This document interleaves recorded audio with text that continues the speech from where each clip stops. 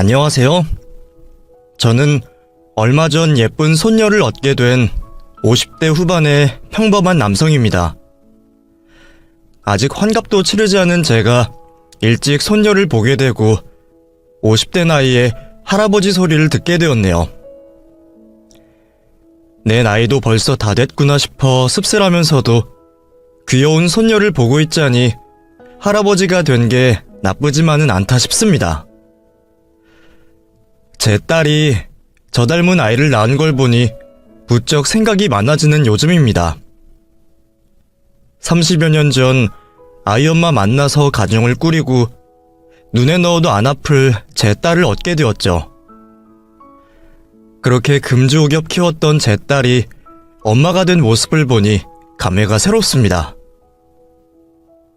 제 눈에는 아직도 제 딸이 어린 꼬맹이 같기만 한데 그 어린 자식이 언제 나이를 먹어 아이를 품은 엄마가 되었을까 싶어 흘러버린 세월이 야속하다 싶은 생각도 듭니다. 딸아이가 출산하던 날 저는 참 많이도 울었습니다. 내 자식이 자기 새끼 낳겠다고 몇 시간 동안 진통하는 모습을 지켜보자니 제가 대신 아파주고 싶은 심정이더라고요. 그리고 이제는 매일 갓난아이를 돌보며 잠도 못 자는 딸을 보면서 제가 대신 고생해주고 싶네요. 제가 아비로서 여자들이 자식 품어 낳은 고통은 모르지만 어린 자식 기르는 고생은 누구보다 잘 알고 있거든요. 사실 저는 아내와 일찍 사별하며 어린 딸을 홀로 키워온 호랍이었습니다. 아내를 떠올리면 지금도 미안하고 서글픈 마음만 들 정도로 제 아내는 참 좋은 사람이었죠. 가진 것 하나 없는 나한테 시집와줘서 고운 손 다 상하도록 고생만 하던 사람인데 아이 낳고 그 아이가 자라는 걸 지켜보지도 못하고 먼저 세상을 뜨고 말았습니다. 제 아내는 유방암이었어요. 하필이면 너무 늦게 발견하는 바람에 병원에 갔을 때는 이미 다른 장기로 암이 전이되어 상태가 좋지 않은 시기였죠.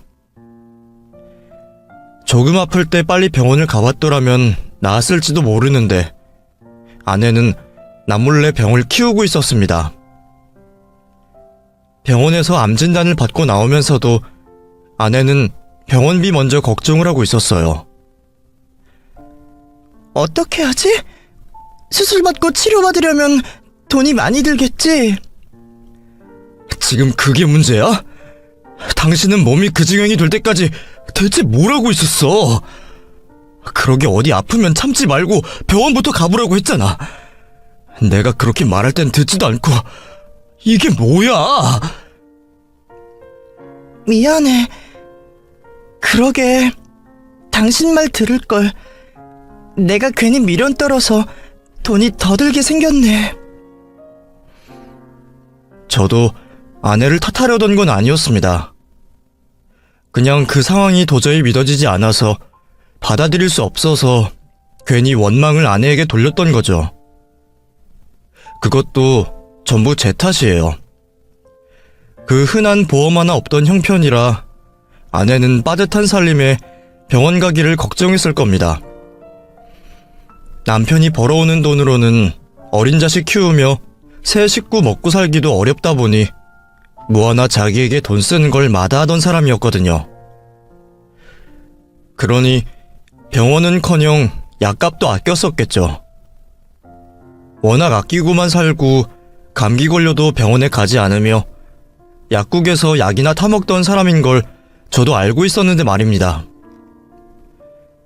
그러다 더 크게 아프다고 나무라는데도 해사하게 웃으면서 자기는 타고나기를 건강하다며 저보다 오래오래 살 거라 말하던 사람이었습니다. 바보같이 그 말을 고지고대로 믿었던 저는 아내가 어디가 아픈지 어디가 안 좋은지도 모르고 그 사람이 혼자 병을 키울 동안에도 아내의 상태를 방치하고만 있었습니다. 웬만한 고통은 참던 그 사람이 기어이 쓰러지고 나서야 몸이 그 지경인 줄을 알았으니 제가 어떻게 그 일을 후회하지 않을 수가 있었겠습니까? 조금 이상하다 했을 때 억지로라도 끌고 병원에 갔으면 어땠을지, 저는 수십 년이 흐른 지금도 그 일을 여전히 후회하고 있습니다. 내가 능력이 있었으면, 돈이라도 더 갖다 줬으면 안 그랬을 거라는 생각에 결국 제 탓을 할 수밖에 없었죠. 그나마 희망이라도 가져보던 저였지만 아내의 상태는 점점 더 나빠지기만 했습니다. 신기하게도 병원에 가서 진단을 받기 전까지는 생활도 잘하고 밥도 잘 먹던 사람이 병원에 다녀오고 치료를 시작하면서부터 부쩍 더 안 좋아졌어요. 독한 항암 치료에 고운 머리는 다 빠져버렸고, 아이 엄마답지 않게 보기 좋게 동그랗던 얼굴은 살이 쑥쑥 빠져갔고, 우유처럼 고운 피부도 거칠어지고 거뭇해져 갔습니다. 그럼에도 제 눈에는 여전히 고운 제 아내였지만, 아내는 어느 순간부터 거울 보기를 꺼려하기 시작했습니다. 그리고 늘 밝던 그 사람이 점점 어두워져 갔죠. 고통에 몸부림치며 치료받는 아내를 위해 저는 해줄 수 있는 게 아무것도 없었습니다. 그런 아내를 보는 것도 괴로웠지만 딸에게는 나보다 엄마가 더 필요할 거라는 생각에 저는 아내에게 제 삶을 양보하고 싶기까지 했습니다. 하지만 제 바람은 이루어지지 못했고, 결국 치료를 시작한 지 1년 만에 아내는 저와 어린 딸아이의 곁을 떠나고 말았습니다. 그때 딸의 나이가 겨우 5살이었죠. 이른 나이에 아내를 보낸 저는 앞이 막막하기만 했습니다. 아이에게 엄마의 죽음을 어떻게 얘기해야 할지, 아직 한창 엄마 찾는 어린 딸을 제가 잘 키울 수 있을지 걱정이었습니다. 솔직히 자신도 없었고 아내 곁으로 따라가고 싶은 생각도 있었어요. 하지만 저는 아내의 당부대로 딸을 잘 키워야 했습니다. 죽는 순간까지 자신의 안위보다 어린 딸을 걱정하던 아내였기에 저는 아내의 마지막 소원을 들어주기 위해 그 후로 강인한 아버지가 되어야 했습니다. 포기하고 싶고 도망치고 싶은 상황이 되어도 버텨야 했죠. 그렇게 홀압이 되어 혼자 딸 자식을 키웠던 저는 늘 모자란 아버지로 살아야 했습니다. 제 딴에는 최선을 다하려 했지만 아이에게 엄마가 필요할 때마다 저는 무기력한 아버지일 수밖에 없었죠. 짧은 가방끈 탓에 고된 일 하면서도 홀로 집 지키고 있을 아이 생각에 늘 걸음을 서두르던 저였습니다. 신기하게도 탈진할 것처럼 고생을 하면서도 집에 가서 딸아이 얼굴을 보면 다시 힘이 나는 듯 했어요. 혼자 자식을 어찌 키울지 걱정이던 마음과 달리 시간은 빠르게 흐르며 아이는 잘 자라주었습니다. 그렇게 딸이 초등학생이 되고 중학생이 되고 대학에 들어가 미팅을 하는 것까지 지켜보며 저는 늘 아이의 뒤에 묵묵히 서 있었습니다. 사랑한다고 자주 표현하는 다정한 아버지는 아니었지만 아이가 필요할 때는 늘 나타날 수 있는 든든한 아버지가 되고 싶었어요. 아이가 성인이 되고 여자가 되어가는 걸 보는 건 뿌듯하기도 했지만 아이가 나이를 먹을수록 두렵기도 했습니다. 이렇게 곱게 키운 내 딸이 어느 날 결혼을 해서 집을 떠나면 그때 내 인생은 어떻게 되는 걸까 걱정스러웠거든요. 아내가 죽은 뒤로 평생 딸 자식만 바라보며 살았던 저였으니 말이죠. 그래서 저는 딸이 최대한 늦게 결혼을 하기를 바랐습니다. 못난 아비의 이기적인 생각일지 모르겠지만 웬만하면 시집을 천천히 갔으면 좋겠더라고요. 그런데 이게 무슨 일인지 딸아이가 갑자기 제게 놀랄만한 소식을 전해왔습니다. 아빠, 나 임신했어. 이제 막 취업을 하고 사회생활을 시작하게 된 나이에 혼전 임신을 했다는 딸의 말에 저는 세상이 무너지는 느낌을 받았습니다. 남자친구가 있는 줄은 알았지만 아직 나이들이 어리니 결혼은 한참 나중 일일 거라 생각하고 안심하고 있었는데 이놈이 지 아빠 속도 모르고 사고를 쳤다니 이 일을 어찌해야 할까 싶더라고요. 하지만 그 와중에도 딸 걱정이 우선이었던 저는 그런 속내를 숨길 수밖에 없었습니다.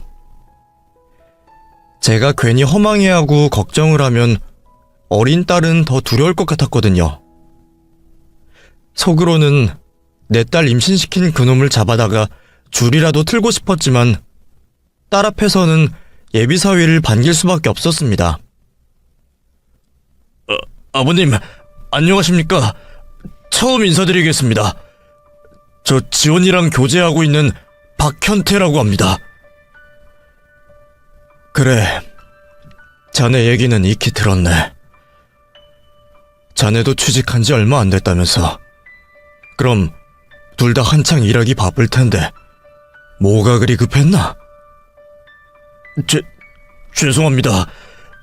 다 제 불찰입니다. 그래도 저 지원이 끝까지 책임질 겁니다. 오해하실지 모르겠지만 저희 원래 결혼할 생각이었습니다. 당장은 저나 지원이나 준비가 안 되어서 기다리려고 했던 거지만 몇 년 안에 결혼 계획이 있었어요. 다만 상황이 이렇게 돼서 부득이하게 당겨지게 되었지만 그래도 제 마음은 진심입니다, 아버님. 당당한 건지 뻔뻔한 건지 몰라도 내 딸을 사랑한다며 결혼하겠다는 사위의 말에 저는 복잡한 심정이었습니다. 귀한 내 딸을 이렇게 내어주는 게 맞나 싶으면서도 그렇다고 또 내 딸을 미혼모 만들 수는 없었으니까요. 이렇게 된 상황에 결국 하루빨리 식을 올릴 수밖에 없다는 생각에 저는 곧바로 사돈을 만나게 되었습니다. 일찍 혼자 된 저와 달리 사돈 내외는 사이가 좋아 보이셨어요. 부모는 자식의 거울이라는데 자기 안에 다정히 챙기는 바깥사돈의 모습에 제 걱정도 조금은 줄어드는 듯 했습니다. 하지만 임신한 딸을 시댁살이를 시키게 된 제 속은 말이 아니었죠. 저희가 이런 얘기 하기는 죄송하지만 아들이 이렇게 일찍 결혼을 할 줄은 몰랐고 저희도 그렇게 상황이 좋지는 못해서 지금 당장 집을 해주기는 어려울 것 같습니다. 그래서 다만 몇 년이라도 애들을 저희가 데리고 지내면 어떨까 해요. 어차피 지원이도 아이 낳고 바로 회사 생활해야 할 거고 그럼 제가 아이라도 봐주는 게 낫겠다 싶어서요. 물론 사돈께서는 딸 자식 이렇게 보내시는 게 속상하시겠지만 저희도 귀한 남의 딸 데려다가 고생시킬 생각은 없습니다. 아직은 서로 불편하겠지만 저 지원이 제 딸처럼 해주겠습니다. 그러니 한번 믿어주세요. 당장 저나 그쪽 집안이나 애들에게 집을 얻어줄 만큼 여유는 없었습니다. 게다가 아이들도 이제 막 사회생활 시작한 초년생이라 자기들 힘으로 집을 구할 수도 없었죠. 물론 어떻게든 분가를 시키려면 원룸이라도 얻어 시킬 수 있겠지만 안사돈의 말처럼 아이들이 준비 안 된 상황에서 당장 자기들끼리 사는 게 힘들겠다 싶었습니다. 딸아이도 경력이 끊기지 않으려면 아이를 낳고 바로 회사에 복직을 하는 게 좋을 텐데 그럼 곁에서 아이 돌봐줄 사람이 있어야 할 테니까요. 그런데 저는 지방 출장을 자주 다니다 보니 도울 수가 없고 친정엄마가 없으니 상황이 좋지 못했죠. 그런 와중에 안사돈이 제 딸을 친딸처럼 걷어주시겠다고 하시니 저는 어떻게 해야 할까 싶었습니다. 제 앞에서 진심 어린 표정으로 그렇게 말씀하시는 안사돈을 보면 신뢰가 가면서도 저도 사돈 내외를 겪어보지 못한 탓에 딸에게 시댁살이를 시키는 게 맞는 건지 고민이 될 수밖에 없었죠. 하지만 결국 아이들의 의사대로 딸아이는 시댁에서 신혼을 시작하기로 했습니다. 아빠, 나 시댁 들어가서 지낼게. 아빠가 걱정하는 건 알지만 나 시부모님 믿어. 두 분 다 나한테 잘해주시고 정말 좋은 분들이셔. 그러니까 아빠도 마음 놓고 보내주면 좋겠어.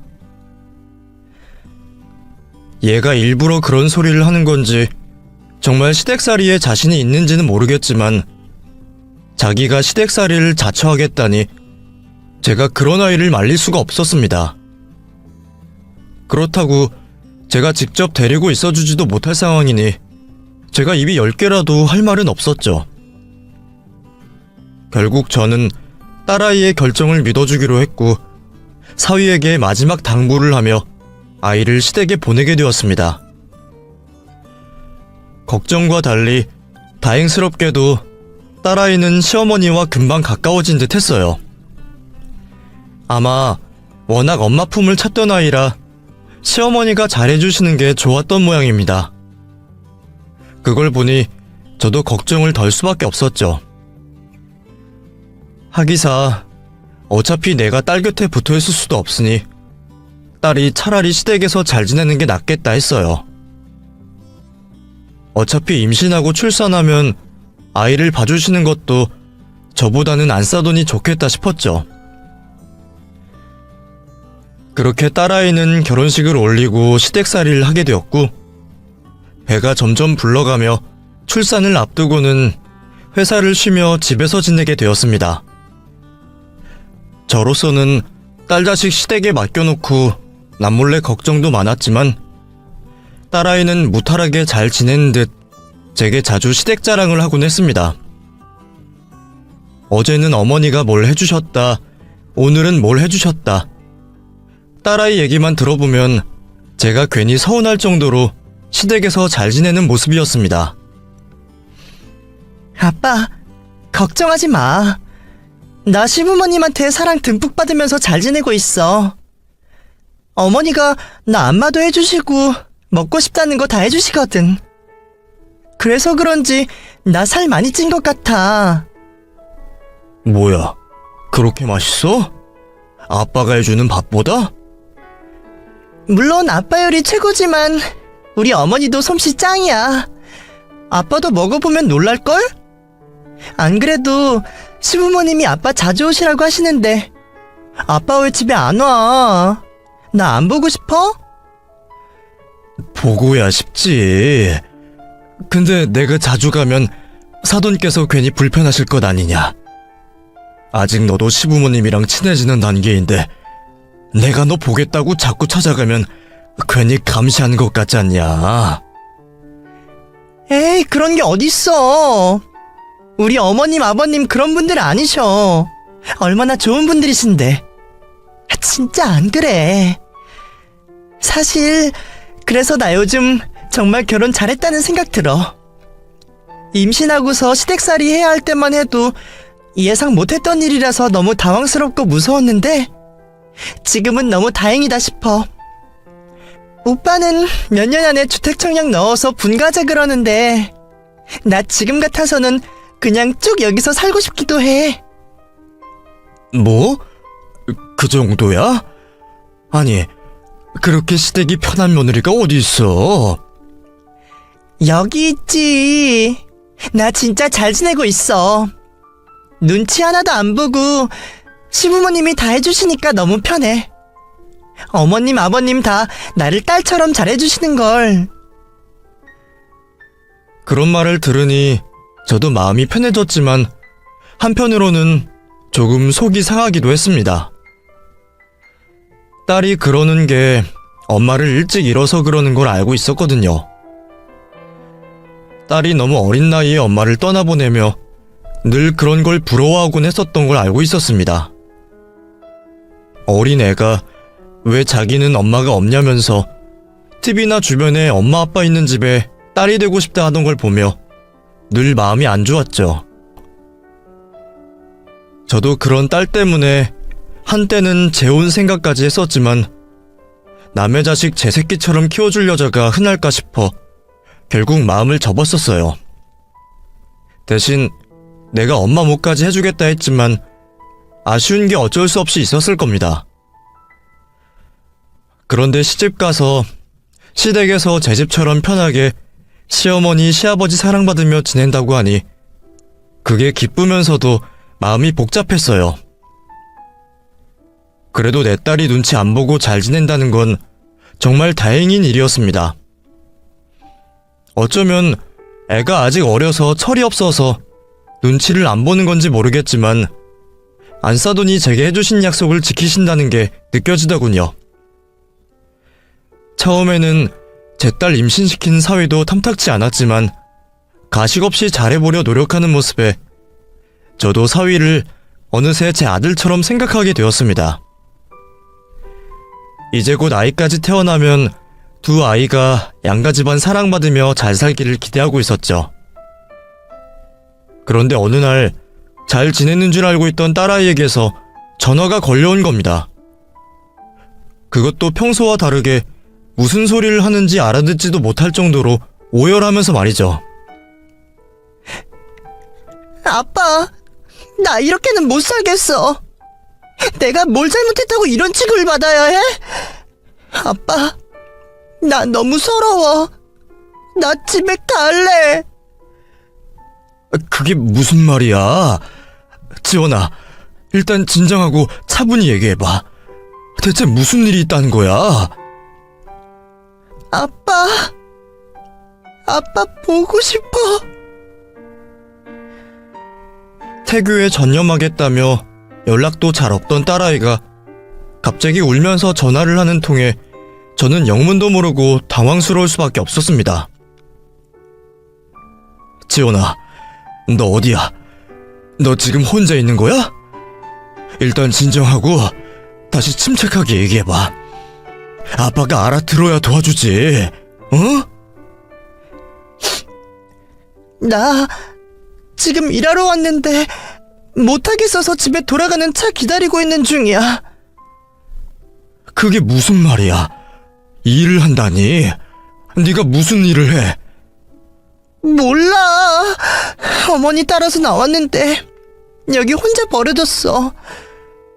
어머니가 나한테 집에 기생하는 주제에 놀지만 말고 돈 벌어오라고 날 어디로 데려갔어. 근데 와보니까 택배에 짐 싣고 하는 거라잖아. 근데 여기서도 내가 임산부라는 거 알고 일 못 시켜준다고 그냥 가래. 그래서 지금 돌아가는 차 기다리고 있는 중이야. 아이가 임신한 몸으로 돈을 번다며 무슨 택배 일을 하러 갔다며 얘기를 하는데 저는 그 말이 대체 무슨 말인지 도통 이해를 할 수 없었습니다. 그것도 안 싸더니 아이를 직접 데려갔다니 말이죠. 임신해서 배부른 애를 어디로 데려갔다는 것이며 자기 집에서 얹혀 살고 있으니 나가서 돈이나 벌어오라는 말을 정말 했을지 믿을 수가 없었습니다.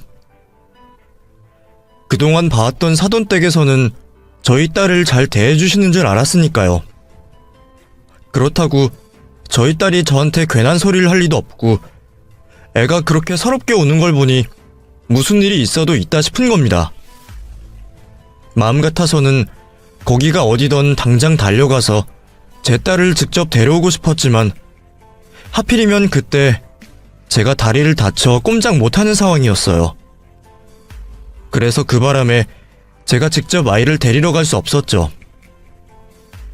그것도 딸이 제가 필요하다고 전화를 하는 와중에 못 간다니 참 미안한 겁니다. 지원아, 아빠가 당장 데리러 가고 싶은데 못 갈 것 같은데 어떻게 하지? 아니야. 나도 아빠 다친 거 아는데. 나 혼자 갈 수 있어. 그냥 집에 갈 건데 놀라지 말라고 전화한 거야. 아빠, 나 그냥 다시 아빠랑 살까? 남편이랑 이혼하고 그냥 혼자 키우면 안 돼? 나 이제 그 집 가기 싫어.